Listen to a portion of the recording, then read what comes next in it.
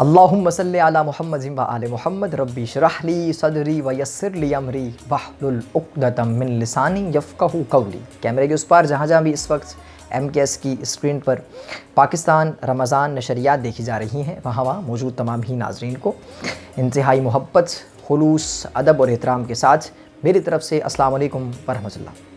ناظرین محترم، الحمدللہ اللہ کے فضل سے، اللہ کے کرم سے اور اللہ کی عطا سے آج ہم نے اپنا رحمت کے عشرے کا 10واں روزہ اختیار کر لیا ہے، یعنی آخری روزہ ہم نے رحمت کے عشرے کا اختیار کر لیا ہے، اور اب ہم رحمت کے عشرے سے نکل کر مغفرت کے عشرے میں داخل ہو رہے ہیں۔ تو اللہ تعالیٰ سے دعا کرتے ہیں کہ اللہ تعالیٰ ہمیں یہ توفیق عطا فرمائے کہ ہم لوگ صحیح انداز میں، صحیح طریقہ کار سے اللہ تعالیٰ کو اسی طریقے سے راضی کر سکیں جس طرح وہ چاہتا ہے۔ تو اسی دعا کے ساتھ داستان حضرت یوسف علیہ السلام جاری ہے۔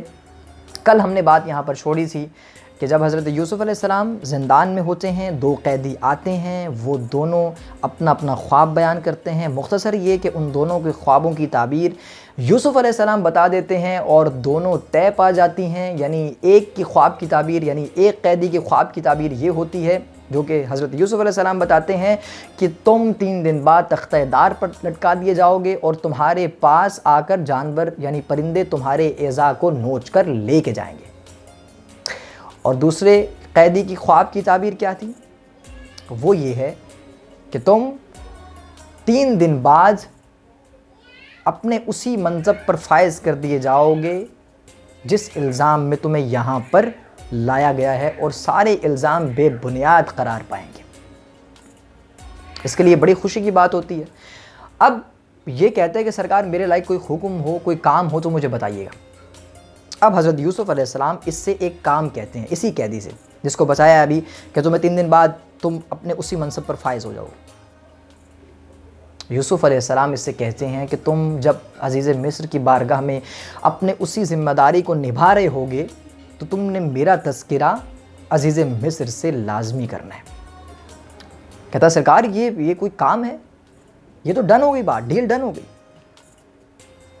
اب یہ قیدی آزاد ہو کر عزیز مصر کی بارگاہ میں آتا ہے اور اسی طریقے سے اپنی ذمہ داریوں کو نبھا رہا ہوتا ہے، مگر شیطان کے کام بھی شیطان والے ہوتے ہیں۔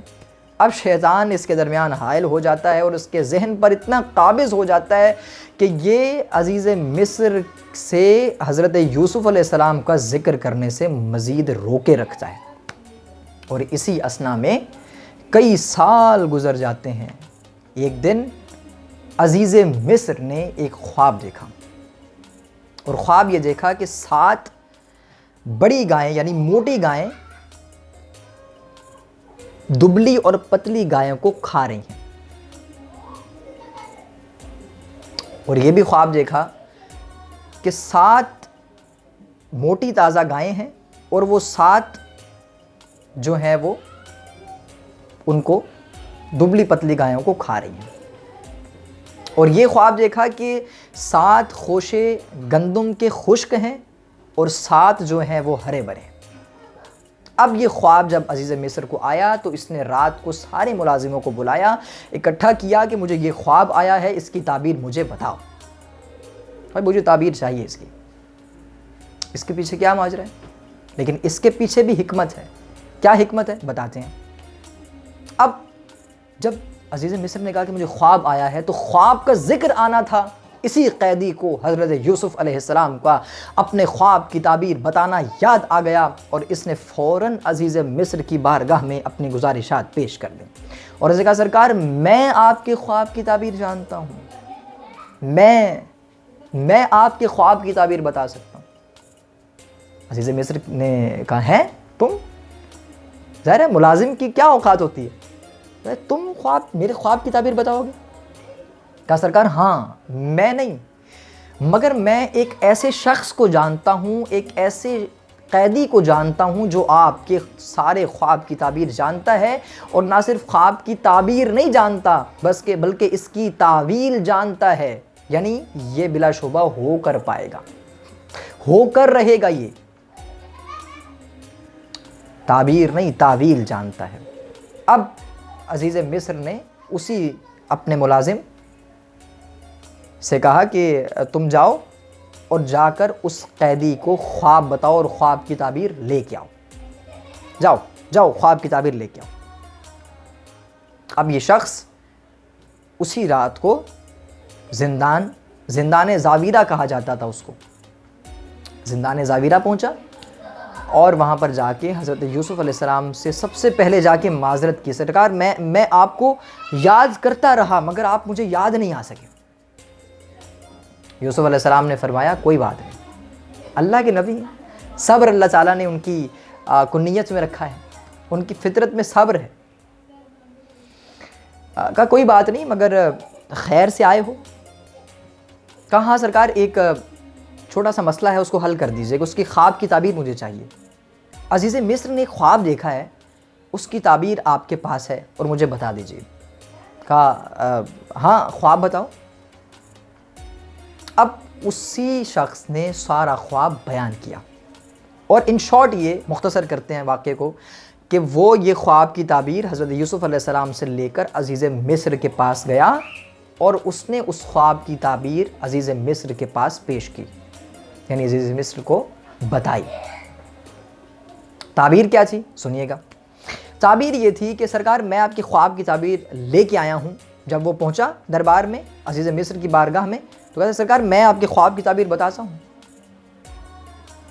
مگر اس کا حل وہ قیدی ہی بتائے گا جس نے خواب کی تعویل بتائی ہے، تعبیر نہیں بتائی، تعویل بتائی ہے. عزیز مصر نے کہا ہاں بتاؤ. کہا سرکار یہ جو آپ نے 60 موٹی تازہ گائے دیکھی ہیں جو کہ دبلی پتلی گایوں کو کھا رہی ہیں، اس کا مطلب یہ ہے کہ مصر کو آنے والے 7 سالوں میں خشک سالی کا سامنا کرنا پڑے گا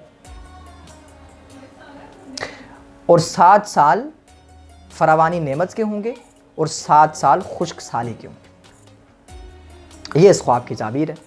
اب جب اس نے خواب بتایا تو عزیز مصر کا ذہن اور دل مطمئن ہو گیا اس خواب کی تعبیر سے. تو عزیز مصر نے کہا کہ اس کا حل جانتے ہو؟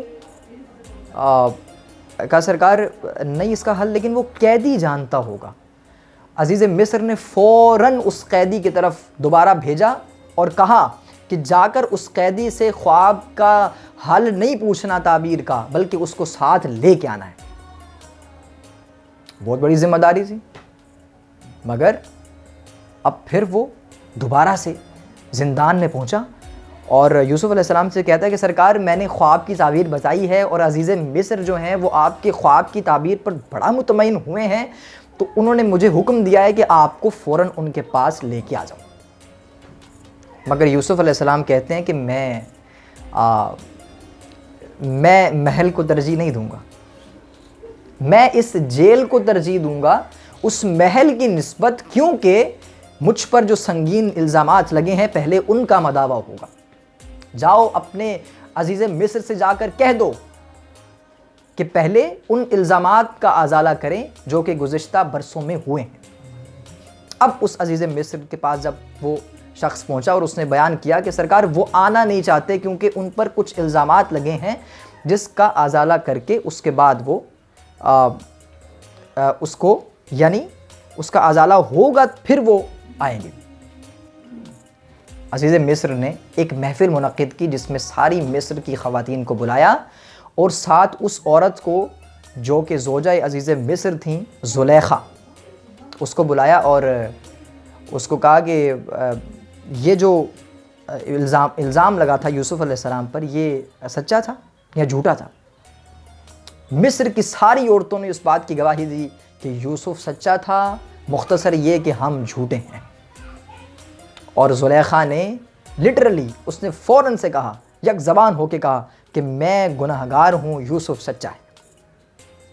اب عزیز مصر حیران پریشان تھے کہ بھائی ایک سائیڈ پہ مصر کی خواتین ہیں، ایک طرف زلیخا ہے، ایک طرف خواب کی تعبیر ہے، ایک طرف ایک میرا نوکر مجھے خواب کی تعبیر اس قیدی سے لے کر آ رہا ہے اور وہ قید میں ہے. وہ قیدی یعنی ایک قیدی اس مسئلے کا حل کیسے جانتا ہے؟ اب وہ حکم دیتے ہیں کہ جاؤ یوسف پر سارے الزامات ختم کر دیے گئے اور وہ بری ہو چکے ہیں سارے الزامات سے. جاؤ ان کو میرے پاس لے کے آؤ.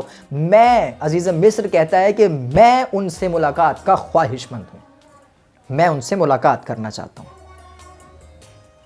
اب یہ شخص پھر زندان زاویرہ پہنچا اور جا کر حضرت یوسف علیہ السلام سے کہا کہ سرکار آپ کے سارے گناہوں کا ازالہ ہو چکا ہے اور ساری مصر کی خواتین نے اپنا گناہ تسلیم کر لیا ہے, ایون کہ زلیخا نے بھی اپنا گناہ تسلیم کر لیا ہے, لہٰذا آپ میرے ساتھ چلیے. اب ناظرین محترم یہاں پر قصے کو روکتے ہیں. یعنی جب حضرت یوسف علیہ السلام پر سارے الزامات ختم کر دیے گئے تو عزیز مصر نے ان سے ملنے کی خواہش ظاہر کی. تو جب حضرت یوسف علیہ السلام عزیز مصر کی بارگاہ میں پہنچے تو کیا ماجرا پیش آیا, آگے واقعے کو بڑھائیں گے انشاءاللہ کل کی سحر میں. اپنا بہت سارا خیال رکھیے گا, دعاؤں میں یاد رکھیے گا. اللہ حافظ. السلام علیکم ورحمۃ اللہ. پاکستان رمضان نشریات.